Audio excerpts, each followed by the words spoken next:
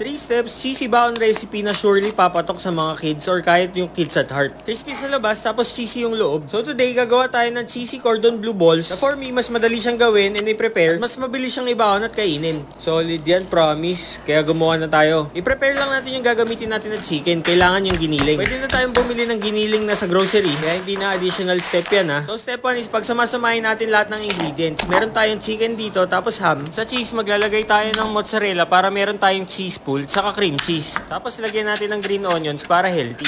Season lang natin with salt, garlic powder, and pepper. Mag-add tayo ng cornstarch or flour para mag-bind. Then, i-mix na natin siya mabuti. Once fully combined na, kumuha tayo ng ice cream scooper para equal yung portioning. I-shape lang natin siya into a ball, tapos pwede na tayo mag-proceed sa step 2. I-coat lang natin siya sa flour, tapos sa egg. Ipa-drip lang natin yung excess, tapos ilagay na natin sa breadcrumbs. Make sure lang ma-coat lahat, then bilog-bilugin nyo pa rin para ma-retain yung shape. Then, para sa last step, ipa-fry lang natin sila. Alagaan nyo lang sa baliktad kung